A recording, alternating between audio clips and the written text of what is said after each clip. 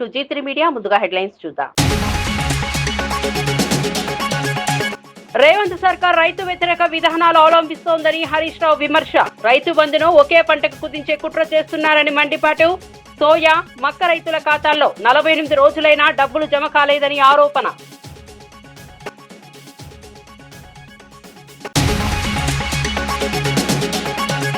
కైలాసగిరిపై glass bridge ప్రారంభం. హాజరైన MP Bharat, MLA Ramakrishna Babu. 7 కోట్లతో గ్లాస్ బ్రిడ్జ్ నిర్మాణం.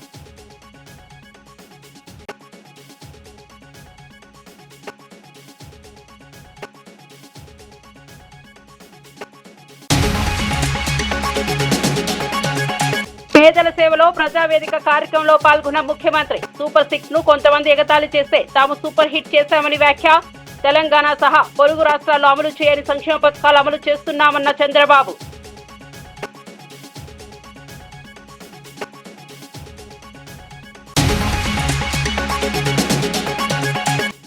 హైదరాబాద్ ఇండస్ట్రియల్ ల్యాండ్ ట్రాన్స్ఫర్మేషన్ ని అమల్లోకి తెచ్చిన ప్రభుత్వం. హెల్త్ పాలసీలో వేల కోట్ల రూపాయల కుంభకోణం ఉందని బీజేపీ ఆరోపణ.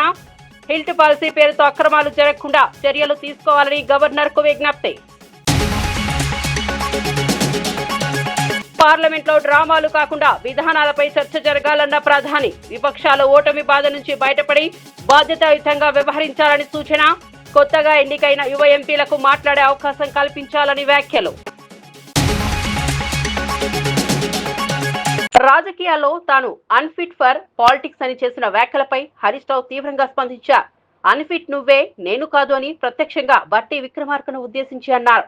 సచివాలయంలో ఆర్థిక మంత్రుల ఛాంబర్ ముందే కాంట్రాక్టర్లు ధర్నాలు చేసే పరిస్థితి ఇప్పటి వరకు ఎప్పుడూ రాలేదని, బిల్లులు చెల్లించాలంటే 20 నుంచి 30% కమిషన్ తీసుకునే వ్యవస్థను తాను ఎప్పుడూ ప్రోత్సహించలేదని తెలిపారు. ప్రజల డబ్బులతో రాజకీయాలు చేయడం కాంగ్రెస్ కు అలవాటైపోయిందని విమర్శించారు. రాష్ట్ర అభివృద్ధికి తాను చేసిన కృషిని ప్రజలు గుర్తించారని, ఇక మిగతా ఆరోపణలన్నీ రాజకీయ ప్రయోజనాల కోసమే చేస్తున్నారని హరీష్ అన్నారు. ఫిట్ ఫర్ పాలిటిక్స్ అనేటువంటి మాట బట్టి విక్రమార్క గారు నన్ను ఉద్దేశించి మాట్లాడారు. సరే, బట్టి విక్రమార్క గారు అన్నట్టు నేను అన్ఫిటే కావచ్చు. దేంట్లో అన్ఫిట్? నీలాగా ఫైనాన్స్ డిపార్ట్మెంట్లో ఆర్థిక మంత్రిగా పనిచేసినప్పుడు 20%, 30% కమిషన్లు తీసుకోవడం నాకు రాలేదు. దాంట్లో నేను అన్ఫిటే.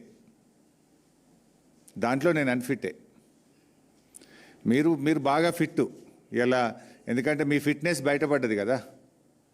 ఫైనాన్స్ డిపార్ట్మెంట్ చరిత్రలో ఏ రోజు కూడా కాంట్రాక్టర్లు వచ్చి సెక్రటరియట్లో ఆర్థిక శాఖ కార్యాలయం ముందు ధర్నా చేసిన చరిత్ర ఏ రోజన్నా ఉందా? ఈ రాష్ట్ర చరిత్రలో మన ఊరు మనబడి బిల్లులు ఇవ్వండి అని కాంట్రాక్టర్లు ఫైనాన్స్ డిపార్ట్మెంట్ ముందు ధర్నా చేశారా? చిన్న కాంట్రాక్టర్లు ఎప్పుడైనా ఫైనాన్స్ డిపార్ట్మెంట్ ముందు గత చరిత్రలో ఏనాడైనా ధర్నా చేశారా?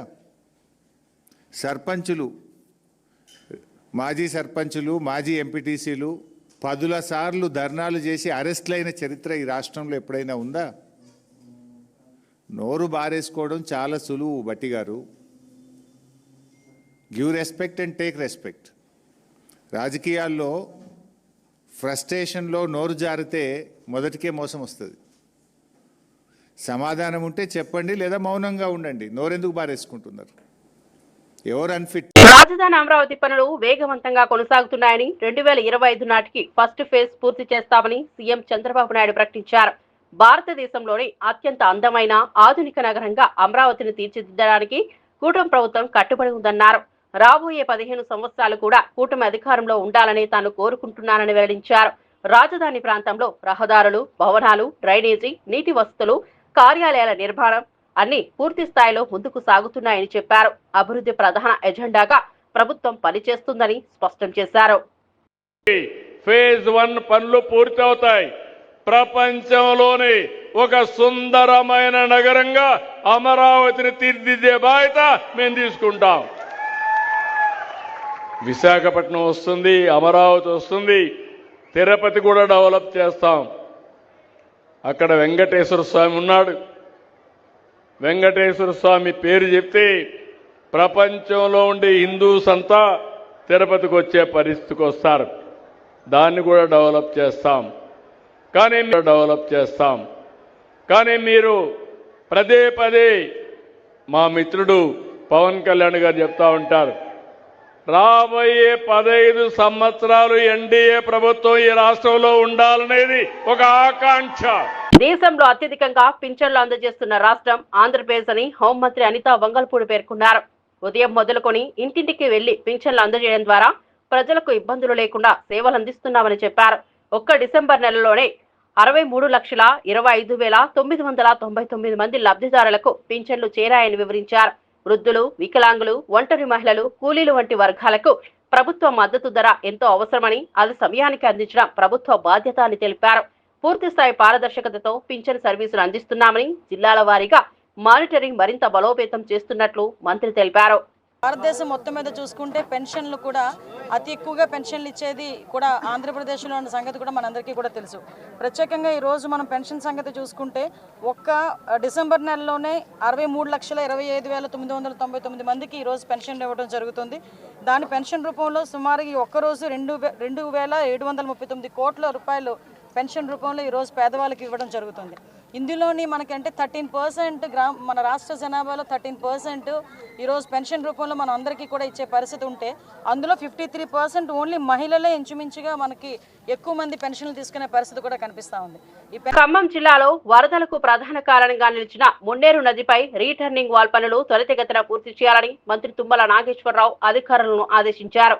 వర్షాకాలంలో నది ఒడ్డున గ్రామాలు వరద ముప్పును ఎదుర్కొంటున్నాయని, ప్రజల ప్రాణాలు, ఆస్తులు రక్షించడానికి తక్షణ చర్యలు తప్పనిసరి అని మంత్రి పేర్కొన్నారు. ఇప్పటికీ నష్టం జరిగిన ప్రాంతాలను అధికారులు సందర్శించి నివేదికలు సమర్పించాలన్నారు. పనుల్లో నిర్లక్ష్యం జరిగితే కఠిన చర్యలు తీసుకుంటామని హెచ్చరించారు. రాబోయే సీజన్లో ఎలాంటి ప్రమాదాలు తలెత్తకుండా ముందస్తు చర్యలు తీసుకోవాలని అన్ని శాఖలకు సూచించారు.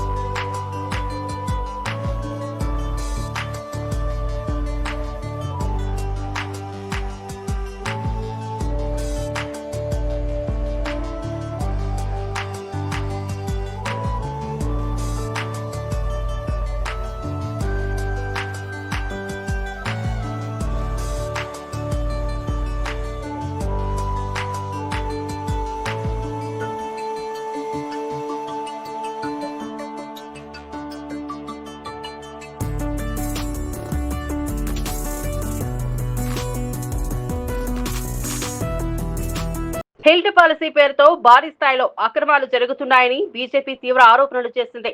ఈ పాలసీ ద్వారా వేల కోట్ల రూపాయల కుంభకోణం జరిగిందని ఆరోపిస్తూ గవర్నర్ కు పార్టీ ప్రతినిధులు ఫిర్యాదు చేశారు. ప్రభుత్వ విధానంలో పారదర్శకత లోపించిందని, భూముల కేటాయింపు, ఆమోదాలు, ప్రాజెక్టుల పంపిణీలో అనేక సందేశాత్మక నిర్ణయాలు తీసుకున్నారని బీజేపీ పేర్కొంది. ప్రజల ఆస్తులకు నష్టం జరుగుతుందని వెంటనే న్యాయపరమైన విచారణ చేపట్టాలని డిమాండ్ చేసింది. హెల్త్ పాలసీపై ప్రభుత్వం స్పష్టమైన వివరణ ఇవ్వాలని, లేదంటే పెద్ద ఎత్తున ఉద్యమాలు చేపడతామని హెచ్చరించింది.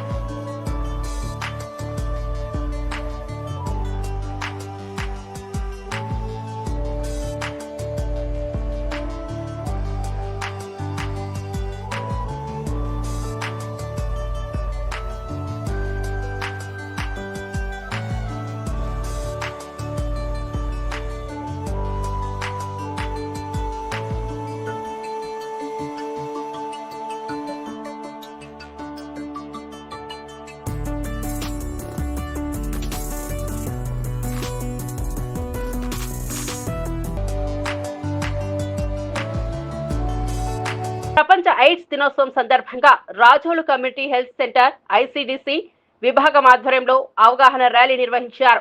టీడీపీ ఇన్ఛార్జ్ గొళ్లపల్లి అమూల్య జెండా ఊపి ర్యాలీని ప్రారంభించగా హెల్త్ సూపరింటెండెంట్ ఎన్ డయానా, కౌన్సిలర్ ప్రతాప్, ప్రజాప్రతినిధులు కలిసి ప్రజలకు అవగాహన కల్పించారు. ర్యాలీ హెల్త్ సెంటర్ నుండి గాంధీ బొమ్మ కూడలి మీదుగా ప్రభుత్వ డిగ్రీ కాలేజ్ వరకు సాగింది. ఎయిడ్స్ పై అపోహలను తొలగించడం, నిరోధక చర్యలపై ప్రజలకు స్పష్టమైన సందేశం చేరవేయడమే లక్ష్యమని నిర్వాహకులు తెలిపారు. ప్రతి సంవత్సరం డిసెంబర్ 1న నిర్వహించే ఈ కార్యక్రమం సమాజ ఆరోగ్యానికి ఎంతో ముఖ్యమని వైద్యులు చెప్పారు.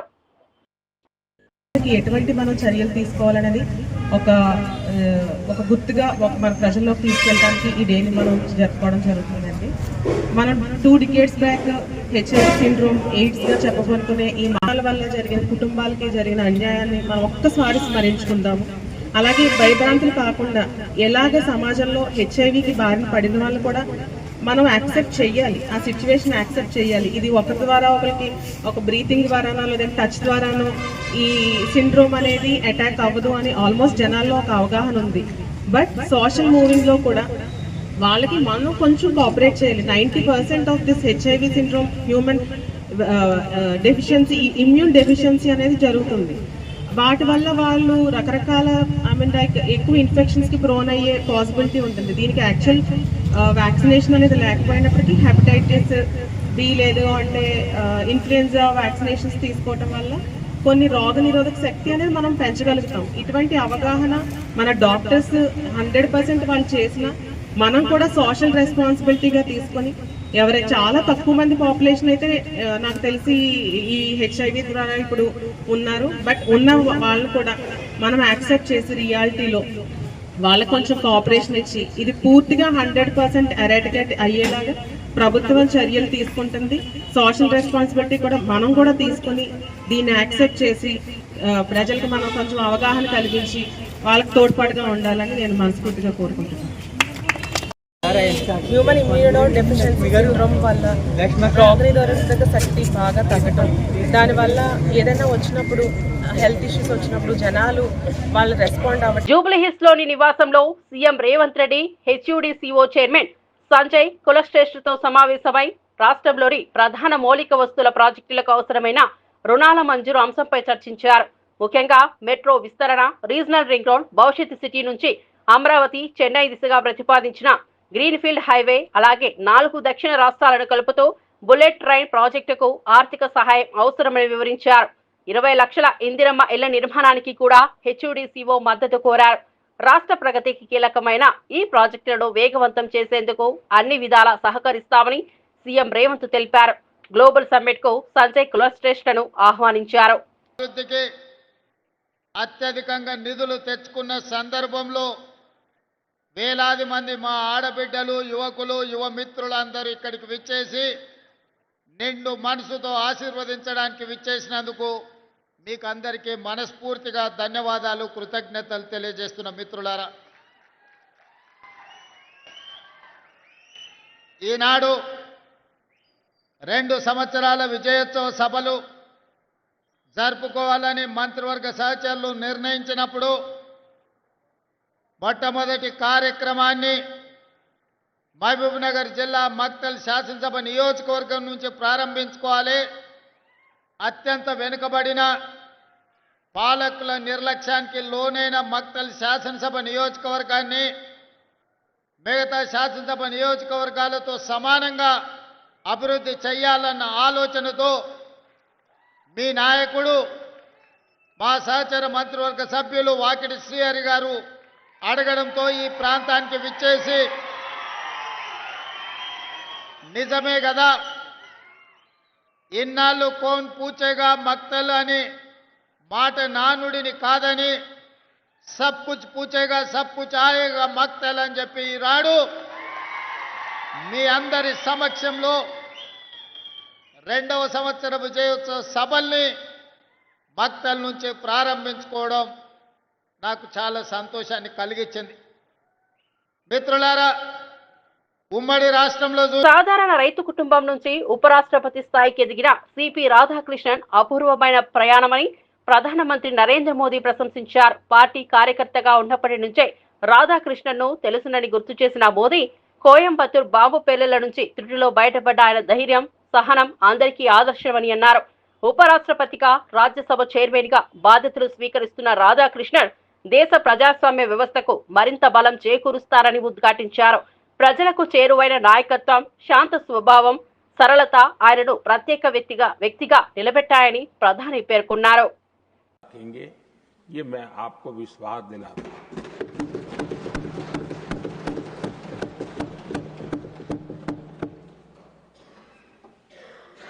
हमारे सभापति जी एक सामान्य परिवार से आ रहे हैं, किसान परिवार से निकले हैं और पूरा जीवन समाज सेवा के लिए समर्पित किया है। समाज सेवा ये उनकी निरंतरता रही है। राजनीतिक क्षेत्र उसका एक पहलू रहा है, लेकिन मुख्य धारा समाज सेवा की रही है।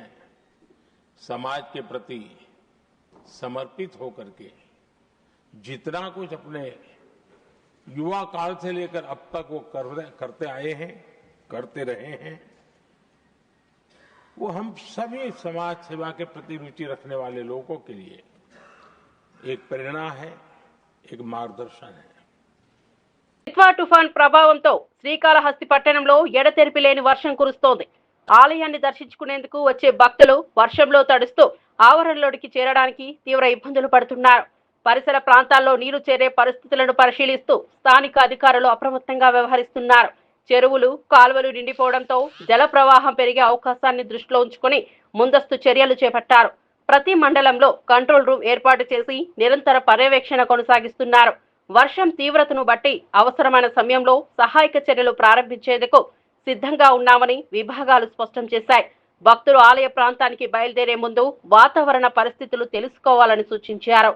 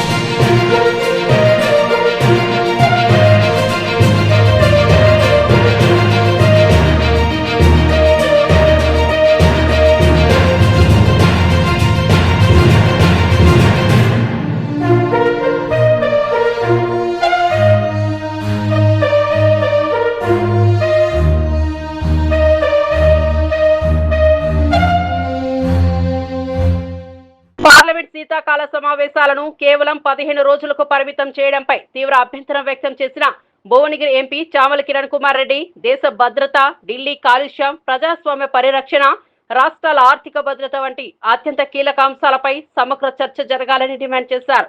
తెలంగాణకు రావాల్సిన నిధులు, ప్రకృతి విపత్తుల సహాయం వంటి అంశాలపై కేంద్రం వైఖరిని ప్రశ్నిస్తామని స్పష్టం చేశారు. విపక్ష ఎంపీలతో కలిసి పార్లమెంట్లో బలమైన పోరాటం చేస్తామని తెలిపారు. ప్రజల ప్రయోజనాలను కాపాడడం తమ ప్రాధాన్యత అని చామల పేర్కొన్నారు. డిసెంబర్ వింటర్ సెషన్లో ఏమాత్రము చర్చలు జరగొద్దనే విధంగానే పెట్టినట్టుగా కనపడుతుంది. ఎందుకంటే ఈరోజు భారతదేశంలో చాలా ఇష్యూస్ మీద చర్చించాల్సిన అవసరం ఉంది ఈ పార్లమెంట్లో. ఎందుకంటే సెక్యూరిటీ అనేది, ప్రజల కోసం సెక్యూరిటీ అనేది ఒక అంశం, మొదటి అంశం. ఎందుకంటే ప్రజలకు ఈరోజు ఎర్రకోట దగ్గరనే బాంబ్ బ్లాస్ట్ జరిగే పరిస్థితి వస్తే మరి హోమ్ అఫేర్స్ ఏం చేస్తున్నట్టు? మరి ఇది జరగాలి కదా చర్చ.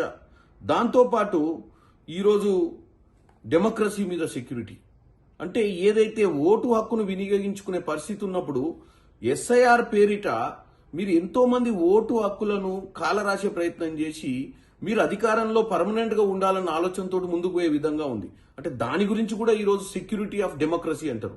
మొదటిదేమో సెక్యూరిటీ ఆఫ్ పీపుల్, అంటే ఎక్కడ పడితే అక్కడ ఈ యొక్క టెర్రరిస్ట్ అటాక్స్ అవుతుంటే దాని మీద చర్చ జరగాల్సిన అవసరం ఉంది. పార్లమెంట్ అనే దగ్గరనే కదా చర్చ చేయాల్సింది. మరి మీరు 15 రోజులల్లా మొత్తం పార్లమెంట్ పెట్టి దాన్ని ఆపాలనే ప్రయత్నిస్తారు. మూడో అంశం కూడా చెప్తా, సెక్యూరిటీ ఆఫ్ హెల్త్. నిన్న సాయంత్రం నేను ఢిల్లీలో కాలు పెట్టేటప్పటికి 7 గంటలకు కాలు పెడితే అప్పుడు ఏక్యూఐ లెవెల్ చెక్ చేస్తే 272 ఉంది. వారం రోజుల క్రితం 390 దాకా రీచ్ అయినట్టుగా చెక్ చేసిన నేను. అంటే ఎటు పోతున్నాం మనం? అంటే దీని మీద చర్చ జరగొద్దా? ఇట్లనే ఉంచుదామా ఈ ఢిల్లీ నగరాన్ని, ఇంకా వేరే నగరాలని భారతదేశంలో? వీటి గురించి చర్చ జరగాల్సిన అవసరం ఉంది. ఎందుకు, కారణాలు ఏంటి, ఈ కారణాలను ఎట్లా అధిగమించాలనే చర్చ జరగకుండానే మీరు 15 రోజులలో దీన్ని, ఈ పార్లమెంట్ సభల్ని మీరు తొందరగా పెట్టి మీకు ఏదో నచ్చిన విధంగా నడుపుకొని వదిలేసే విధంగా మీరు ముందుకు పోతున్నట్టుగా క్లియర్గా కనపడుతుంది. ఇకపోతే సెక్యూరిటీ, ఎకనామిక్ సెక్యూరిటీ అంటే అసలు రాష్ట్రాలకు రావాల్సిన బడ్జెట్, ఇప్పుడు మా రాష్ట్రానికి, తెలంగాణ రాష్ట్రంలో ఉన్నటువంటి పరిస్థితులు, రాష్ట్రానికి రావాల్సిన ప్రాజెక్టుల మీద చర్చ జరగాల్సిన అవసరం ఉంది. సో సెక్యూరిటీ ఆఫ్ ఎకనామీ అనేది లేకుండా చేసారు. వాళ్ళకి ఇష్టానుసారంగా ఏ రాష్ట్రాలకు ఏమి ఇవ్వాలనో వాళ్ళు ఇచ్చుకుంటూ, ఈ 18వ లోక్సభలో వాళ్ళకు బీహార్కి అవసరమైతే బీహార్కి, చంద్రబాబు నాయుడు ఆంధ్రప్రదేశ్కి అవసరమైతే ఆంధ్రప్రదేశ్కి ప్రాజెక్టులు ఇవ్వాలన్న ఆలోచనతో ముందుకు పోతున్నారు. కేవలం 18th లోక్సభలో వాళ్లకు పట్టు కోల్పోకుండా ఉండాలి వారిని చెప్పి వాళ్ళకు ఉన్నటువంటి అలయన్స్ పార్టీలకు మద్దతుగా వాళ్ళు ఒక ఎకనామీని నడుపుతున్నారు తప్ప భారతదేశం మొత్తాన్ని ఒకే ఎకనామీ కింద నడుపుతలేరు. ఇక 4వది పోతే ఈ రోజున్న పరిస్థితి నేచర్ ఎకనామీ. అంటే మీరు చూస్తున్నారు, అటు హిమాచల్ ప్రదేశ్ లాంటి కాంగ్రెస్ పాలిత రాష్ట్రాలలో కంటిన్యూగా ఫ్లడ్స్, ల్యాండ్ స్లైడ్స్, హరికేన్స్, భారతదేశ వ్యాప్తంగా అస్సాంలో. మరి ఇవన్నీ కూడా ప్రజలకు ఈరోజు ఫ్లడ్స్ ప్రతి దగ్గర, నిన్న తమిళనాడు, అంతకుముందు ఆంధ్రప్రదేశ్, ప్రతి దగ్గర, ఈవెన్ తెలంగాణలో కూడా ప్రతి దగ్గర ఆర్థికంగా నష్టపోయి రైతులు ఇప్పుడు ఫ్లడ్ రిలీఫ్ ఫండ్స్ కోసం అందరం అడుగుతున్నాం. విశాఖ నగరంలోని ప్రసిద్ధ పర్యాటక కేంద్రం కైలాసగిరిపై నిర్మించిన 7 కోట్ల విలువైన గ్లాస్ బ్రిడ్జిని ఎంపీ శ్రీ భరత్, మేయర్ పీలా శ్రీనివాసరావుతో కలిసి ప్రారంభించారు. ఈ కార్యక్రమానికి MLA Velagapudi Ramakrishna Babu, VMRDA chairman Pranav Gopal కూడా హాజరయ్యారు. అద్భుతమైన సముద్ర దృశ్యాలను, నగర అందాలను ఎత్తైన స్థానం నుంచి గ్లాస్ బ్రిడ్జిపై నిలబడి వీక్షించడం పర్యాటకులకు ప్రత్యేక అనుభూతిని ఇస్తోందని స్థానికులు ఆనందం వ్యక్తం చేస్తున్నారు.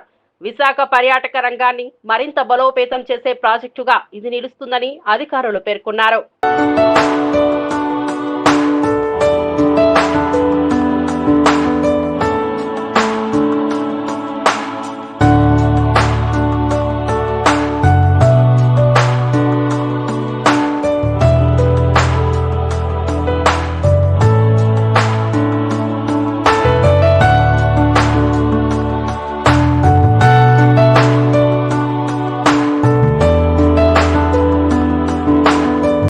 అందరికీ నమస్కారం అండి.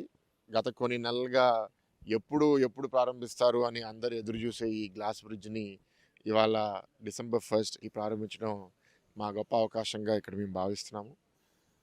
వెలగపూడి రామకృష్ణ గారు స్థానిక ఎమ్మెల్యే, విఎంఆర్డీఏ చైర్మన్ ప్రణవ్, మా మేయర్ పీలా శ్రీనివాస్ గారు, విఎంఆర్డీఏ కమిషనర్ తేజ్ భరత్ గారితో కలిసి ఈ బ్రిడ్జ్ కట్టిన టీము మాకు ఇప్పుడే డీటెయిల్స్ కూడా ఇచ్చారు.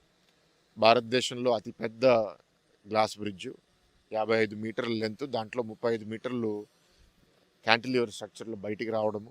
అందుకే మీరు దాని మీద నడిస్తే కూడా కొంచెం క్యాంటిలివర్ మీద ఉన్న ఎక్స్పీరియన్స్ కొంత ఊగినట్టు కూడా అనిపిస్తుంది. ఒక వండర్ఫుల్ అద్భుతం.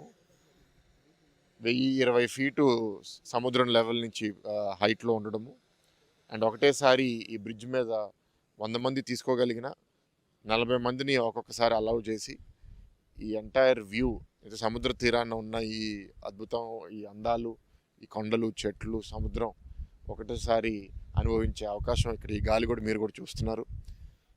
గాలి గురించి కూడా నాకు చెప్తున్నారు. హుడూడ్ వచ్చినప్పుడు విండ్ స్పీడ్ 210-220 కిలోమీటర్లు ఉంటే ఈ బ్రిడ్జ్ డిజైన్ 250 km/h ఉన్నా సరే మనకి ఏ ప్రాబ్లం లేకుండా డిజైన్ చేసిన బ్రిడ్జ్. సో అందరూ యాత్రికులు దీన్ని నిర్భయంగా వచ్చి అనుభవించగలుగుతారు అండ్ వ్యూ కూడా ఎంజాయ్ చేయగలుగుతారు పొద్దున సాయంత్రం అన్ని పూటలు. సో విశాఖపట్నం వాసులే కాదు, ఉత్తరాంధ్ర, ఆంధ్ర అండ్ ఇతర రాష్ట్రాల నుంచి కూడా చాలామంది రాబోయే రోజుల్లో వచ్చి దీన్ని చూడబోతున్నారని మేము ఎదురు చూస్తున్నాము.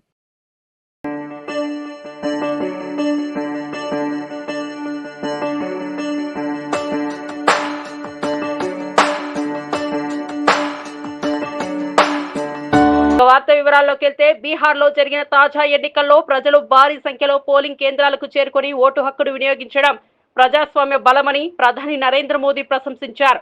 ప్రత్యేకంగా మహిళల ఓటింగ్ శాతం గణనీయంగా పెరగడం దేశ ప్రజాస్వామ్య చరిత్రలో ఒక సానుకూల మార్పుగా పేర్కొన్నారు. వికసిత్ భారత్ లక్ష్యంతో ముందుకు సాగుతున్న దేశం పట్ల ప్రపంచం చూపుతున్న ఆసక్తి, భారత బుద్ధిని గమనిస్తున్న తీరు ప్రజల విశ్వాసం బలోపేతం చేస్తోందని మోదీ అన్నారు. ప్రజల చైతన్యం, ప్రజాస్వామ్య పట్ల నిబద్ధత ఎన్నికల్లో స్పష్టంగా ప్రతిఫలించిందని తెలిపారు. बहनों की जो भागीदारी बढ़ रही है, ये अपने आप में एक नई आशा, नया विश्वास पैदा करती है.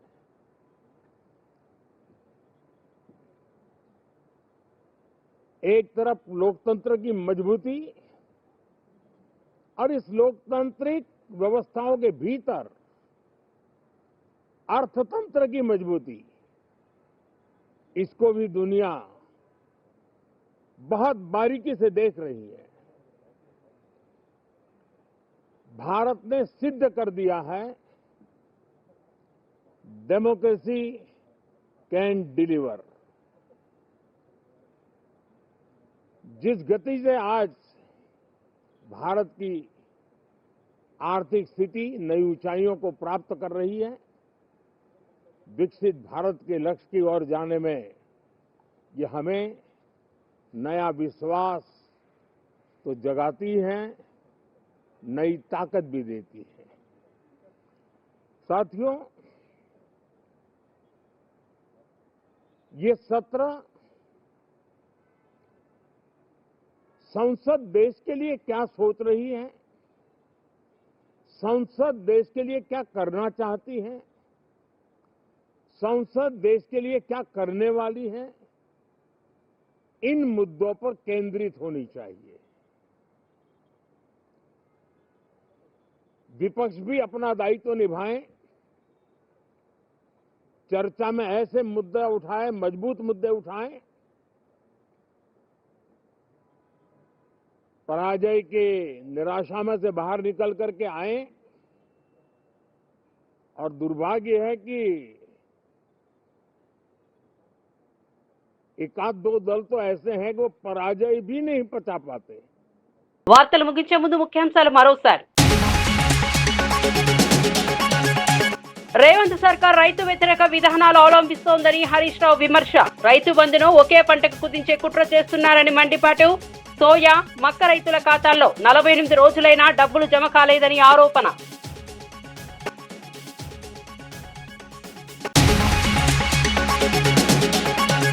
కైలాసగిరిపై గ్లాస్ బ్రిడ్జ్ ప్రారంభం.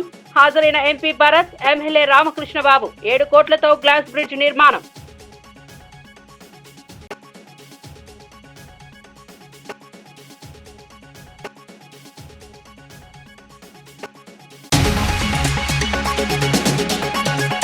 పేదల సేవలో ప్రజావేదిక కార్యక్రమంలో పాల్గొన్న ముఖ్యమంత్రి. సూపర్ 6 ను కొంతమంది ఎగతాళి చేస్తే తాము సూపర్ హిట్ చేశామని వ్యాఖ్య.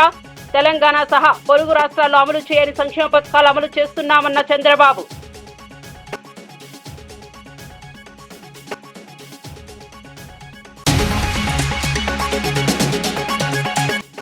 హైదరాబాద్ ఇండస్ట్రియల్ ల్యాండ్స్ ట్రాన్స్ఫర్మేషన్ ని అమల్లోకి తెచ్చిన ప్రభుత్వం.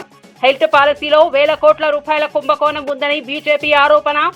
హెల్త్ పాలసీ పేరుతో అక్రమాలు జరగకుండా చర్యలు తీసుకోవాలని గవర్నర్ కు విజ్ఞప్తి. పార్లమెంట్లో డ్రామాలు కాకుండా విధానాలపై చర్చ జరగాలన్న ప్రధాని. విపక్షాలు ఓటమి బాధ నుంచి బయటపడి బాధ్యతాయుతంగా వ్యవహరించాలని సూచన. కొత్తగా ఎన్నికైన యువ ఎంపీలకు మాట్లాడే అవకాశం కల్పించాలని వ్యాఖ్యలు.